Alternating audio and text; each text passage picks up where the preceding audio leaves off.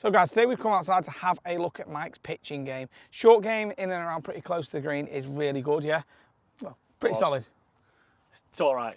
It's one of the things that's half survived. 30 to 50 is kind of where it starts getting a little tricky. So what we've got here, as you'll see in a minute, we've got a green that's slightly elevated. We're playing onto a shelf, so kind of 35-yard shot here. We'll have a look at the technique that Mike's using to start with, and video it, go through that. Then afterwards, we're going to then work through some changes and you guys can see what we're doing all the way through.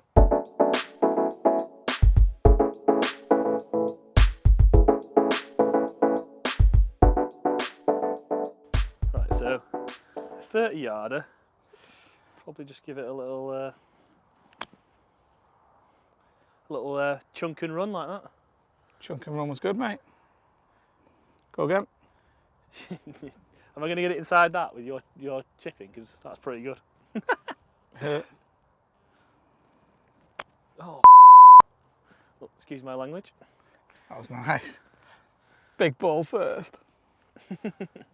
Oh, at least you got on the green. Yeah, true.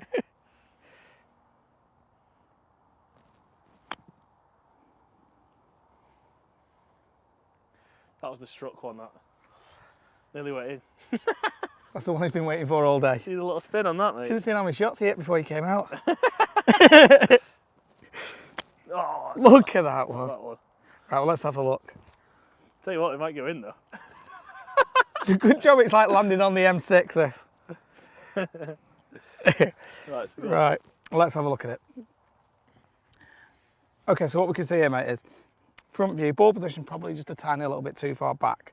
Okay, yeah. Down the line's not bad at all. You know, I obviously stood quite close to it, but that's not really too much of an issue. What we'll then see is as we... I am stood close to it, aren't I? Yeah, what we'll then see is though, from down the line here, you see how the club works behind your hands quite quickly. Yeah, so the club shaft is kind of back here behind the hands. Now the problem is going to be from there, if you just rotate through and let the right hand work under, you tend to leave the face open because it's behind you. So this is why you're chunking it, okay? I often do that, you know.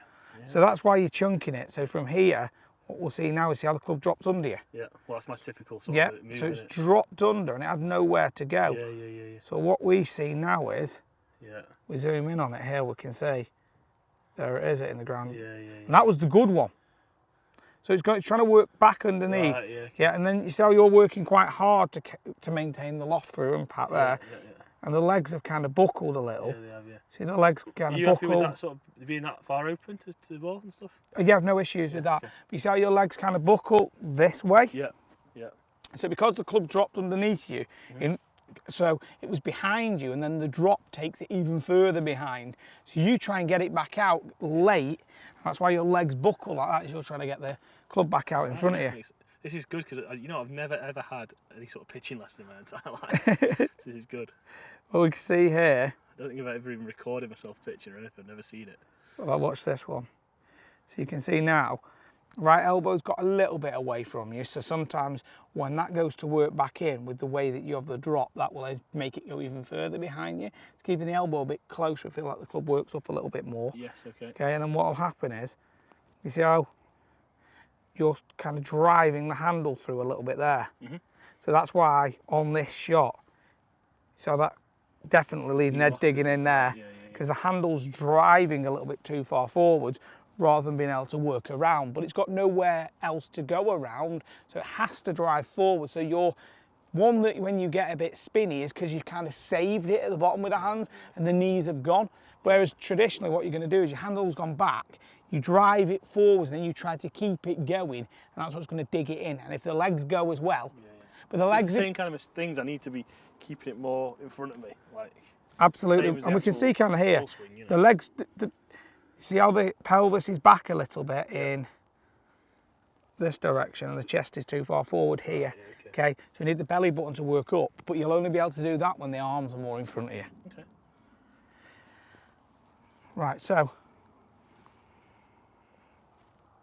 set up to it for me. Yeah. Right, so what we're going to need is... man. Okay, start taking the club back. Yeah. feel like it's working up a little bit more there. Okay. So I feel like it's going outside the line Yeah, and yeah, it quite does, steep, yeah. yeah? So from there, then what you can do is feel your left shoulder then start to work out the way, and the hands will feel like they go left, and push your belly button up to the sky, and that'll be your finishing position with that left wrist a bit softer there. Oh, right, okay. You see how the right... That feels different. So now you see the club head outside your hands, this side, but you've got lots of loft still on the face, and the bounce will have been engaged. Okay, so take hold of it again for me. Yeah.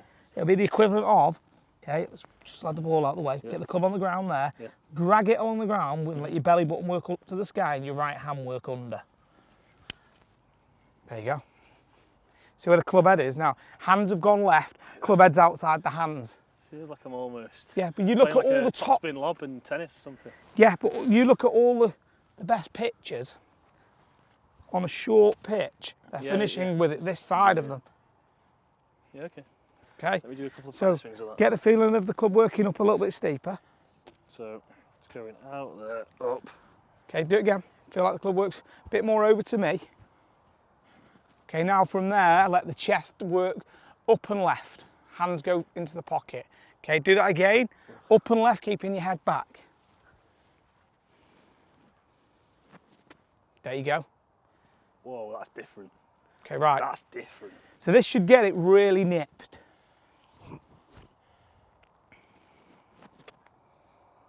Push the belly button and hips just a little bit more forwards. There you go. Right, okay. There you go. Right, hit one for me. So club head will feel like it goes out to me over here.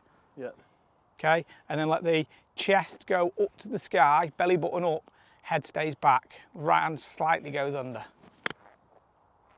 Okay. So add a lot more height and add a lot of spin that. Yeah, I tell you what, I don't ever get that much height on a... Okay. Really on The pitch. only thing you did there that I wasn't that keen on was at the finish, your club was this side of you here. Yeah, okay. You didn't finish with it You want that? there. That's exactly what I want. So the chest is controlled. For where yours went through, you had too much arm speed. Okay. Hence why it probably went over the green. Yeah. So it needs to be controlled by that chest. Right. So feel like the toe of the club goes up to me, then the chest goes up and left. There you go. That's grabbing as well, isn't it? Yeah. It's a different contact than before, isn't it? You should probably try and get a job in this thing. Not bad at it. So it goes out there. Yep, do it again. So, you want me to hit one? Yeah. Oh no. That was all arms on the way through. No, Backswing, in fairness, was completely different. Yeah. Do it again. Come on. Pressure. Pressure. Pressure's Jordan Spieth coming on the 18th of the Open.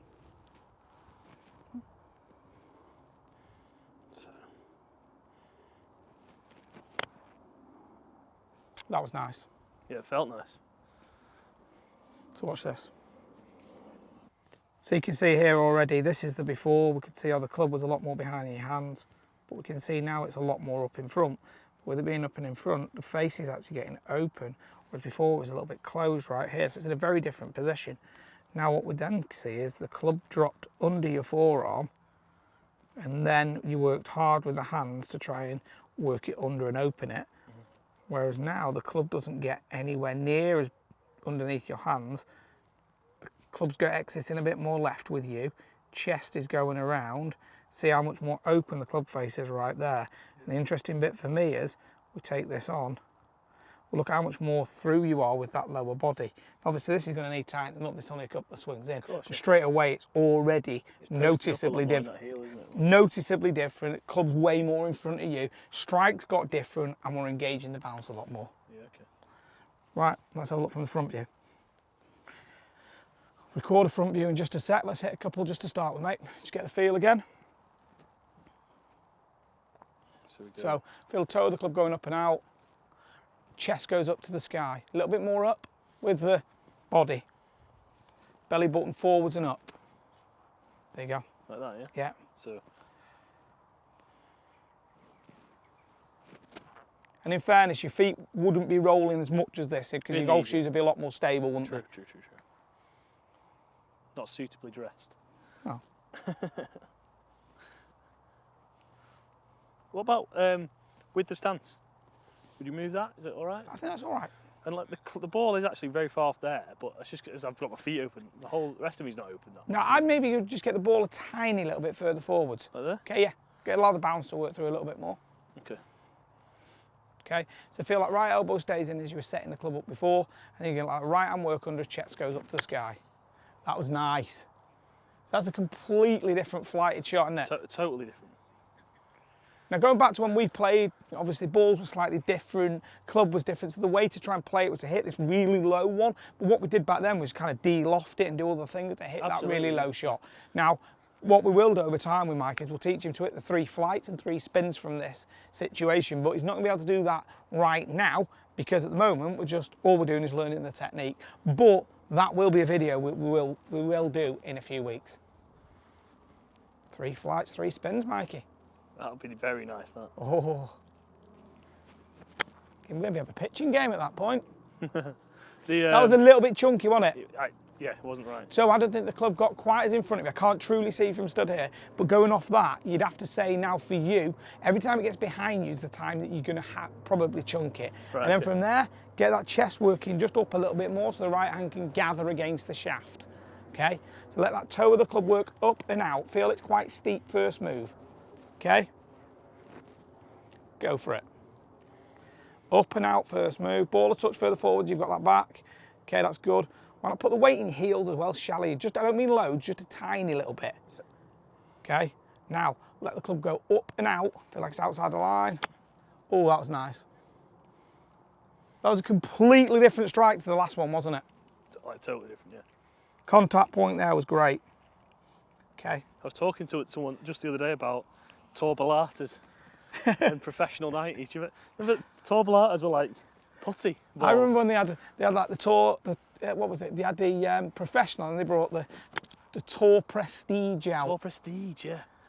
I remember they got that out and that was an absolute pudding in the wind. It was horrible. You just have to just drill it about 8 foot off the deck. They didn't have the ability to make long, soft balls, did they? It was either long or soft.